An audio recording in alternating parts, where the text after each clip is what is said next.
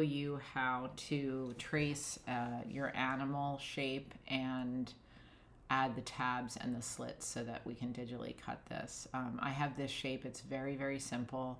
I found it on the internet. I didn't find something with like long skinny legs or a curly tail. I kept it very, very simple. You can draw it, you can find it. I don't really care. It's just an exercise. But the important thing is that it's a very simple shape that doesn't feel like it's going to be too complicated to cut with the digital cutter knife. So the first thing I want you to do is note that there is a layer that when I open any file, like a sketch file, there's a layer, and I'm going to ask you to lock that layer. So I put a little lock on here and add a second layer to trace on. It's going to make your life easier. The second layer is, I'm going to draw with a really bright color so I can see it and then adjust it later. But before I actually get to drawing, I have to figure out how big this shape is meant to be. And my instructions for you all were to make your animal shape like 4 to 6 inches. And so I'm going to show you how to do that. There is a ruler tool here somewhere. I don't remember where it is because I never use it. But instead of using a ruler tool, what I often do is I draw a template box as a guide. So I'll go to the rectangle tool, and instead of like trying to draw something that's the size that I want, I'll click once and type in the width and height that I'm trying to draw. And it'll give me this template box that I can use as a guide. So you can see this is quite a bit smaller than the 4 to 6 inches that we talked about. So I'm going to go back to the original layer and unlock it, and then select this drawing. I think I locked it twice, and make it bigger. So I didn't mean to rotate it, but it really doesn't matter because I'm just trying to resize it a little bit. And if I want to distort it, I can to make it even bigger. Not necessary, but possible. And then I have the general size that I asked for.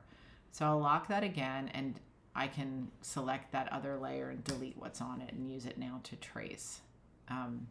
So to trace it, as a reminder, we're going to use the pen tool and not hand draw it, because hand drawing it is going to generate a lot of, it's going to generate a lot of points. And when you have a lot of points in the digital cutter, it slows it down because it adds time between points. So you can see all of those points will make a very slow cut. So please don't do that. What I need you to do is use the pen tool and click at the curves. This is really good practice anyway. It's sort of like the first video where I was like, drop a point and click and drag and have the curve follow your object. And you can see I'm off, but I'm going to show you and remind you how to correct that. So if I need to change direction, I hold the Option key down and move the Bezier curve while I'm still holding on to it, and it'll change direction for me. That was messy, sorry. Here, Option, and there we go.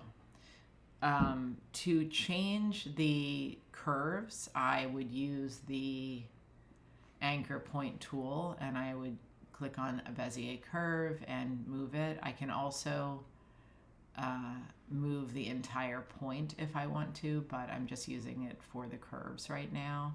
You can see every time I click on it, it collapses it. I usually do that and then Command Z on the keyboard, and it pops it back into shape so I can use the Bezier curve. I'm sure there's an easier way to do that, but that's just the one that I figured out. You can see I can also hold the Option key to fix that, and I actually like that bigger curve there, so I'm going to leave that trace. Illustrator takes time and practice, so even though this is a simple shape, you might want to spend some time locking in on the skills. All right, so once that's done, I don't really need the original anymore, so I'm going to get rid of that. I do need this to be a bigger stroke line weight so that I can see it, so I'm going to make it really obvious. And then I'm going to bring in my arrows. Before I bring in my arrows, I'm feeling like this size isn't really big enough to accommodate what I want to do. So I'm going to go to File and Document Setup, and this is going to allow me to edit the artboard and just make it bigger so I can make sure I can fit everything on the artboard. When I export a file, the artboard is what gets exported. So important to know how to do that. All right, so once you pick another tool, it locks the new size in. I'm going to go to my other file. So this is a file I'm giving you. It has the tabs and slits at the scale that we're going to use them in. So there will be no rescaling of these, but you can just copy them and paste them into the file that you're drawing. And if you don't change the scale, there shouldn't be any problems. So I'll just put them off to the side here. I put the slits in 2 different directions so you don't have to worry about that, but you can also rotate those slits if you feel like it's helpful. This is going to be interesting to see how it comes together when everybody does it. So the next thing I'm going to do is take an arrow here and copy it. Copy and then paste it so I can use it without having to go back to the original file. So where I put the arrow, it's kind of dependent on the shape, but if I put it here, it's just distorting the shape. But if I put it in the areas that are a little bit flatter, I think it'll work better. So I'm going to get it close to where I want to put it and then go to the corner and rotate it. And the length of the arrow, it can be adjusted. Again, we're doing a lot of discovery with this project. If I want to copy this, I can copy and paste it again, or I can hold the Option key down and you can see it gives me a double arrow that I can just click and drag on it, which we love. Either way is fine. And I'm just going to put these somewhat evenly spaced. Again, Option key, click and drag, and then go to the corner and rotate. And I am putting these in so that the arrows aren't too long on mine. Oops. Sometimes it doesn't register that I'm copying it. And then this. I feel like this is a pretty good placement. It's somewhat even, and it doesn't distort the shape of the tail. So you'll notice that this is 2 different colors, 2 different line weights, and they're not connected. I do not want a file that looks like this. I want a file that looks like a continuous line. But I'm going to show you a trick. Instead of tracing it so it's a continuous line, you're going to select the whole thing. You're going to change the fill color to something obvious. You're going to change the stroke color to none. And this is what's going to get merged together using the Pathfinder tool. So the Pathfinder tool is from this drop-down menu. The 3rd tool on the Pathfinders will merge these shapes together to create one continuous shape. And then after they're merged together, I can reverse the fill and stroke and get an outline. So it's so much faster. The only thing that I'm worried about you guys doing by accident, because I did it on my first test, was, I'll make an exaggerated version of it. Like, I brought this close, but it wasn't part of. So when I made it one color, make the stroke this, and then tried to merge it, it didn't merge it here. They have to be touching to merge. I know it seems obvious now, but when you run into that and you're confused, it's good to know that the overlapping is what makes that work. So I'm selecting them again. I'm making the fill some obvious color, and I'm making the stroke no color at all.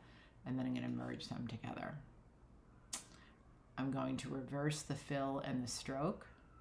And then I'm going to make the stroke width something big enough to see. I don't mind adjusting the stroke width when we have our file that we put together. You can make it big enough to see. I did ask you to make it black, I think. And then I'm going to add the slits now. If I had added the slits before, it would have just merged with the rest of it. So you have to wait until the end to do that. So these slits go into your file, and they shouldn't be too close to the edge or the cutter will have a problem. So I'm going to bring them in a bit. Oh, I do not want to change the scale, so don't do that. If you want to rotate it and you're having a hard time, you can hit R on the keyboard, and R is actually the rotate tool. I think it's right here on the toolbar. So I'm going to copy this, and I'm going to hit R on the keyboard and just rotate it. I'm going to go back to my selection tool, hold the Option key down, copy it, hit R on the keyboard. This is going to be awkward, but I think we'll do it. And you know, with putting these slits in, we're not necessarily going to be using all of them. They're just there so that we can find different ways to connect things. And I'm going to copy that again and put it here. So that, after I select it all and make them all the same stroke width, would be my finished file, and I can get rid of what's here. And then that file is going to get saved in a folder that I give you a link to as an Illustrator file. And then in class next week, we'll combine them all together. And I think the interesting thing that I want to add is that when I combine them together next week, I'm combining them to cut them on a piece of leather that's an irregular shape, because all leather is irregular shapes. They don't come off the animal in squares. So I'm going to do like a fake version real quick of like a leather hide, so you can see what we're going to be dealing with. So let's say that's the leather hide, and I'll have all of your drawings. I'm not really going to rescale it. It's just that my file is small right now. And I would be bringing them in and placing them within the hide to cut, so that I leave border around the outside with the exterior cut border, and I put them in here. But I'm going to try and fit all of the shapes that we're going to cut into one hide, and that'll show you how to engineer on the digital cutter as well, which I think will be super helpful for you in the future. Okay, that's my video.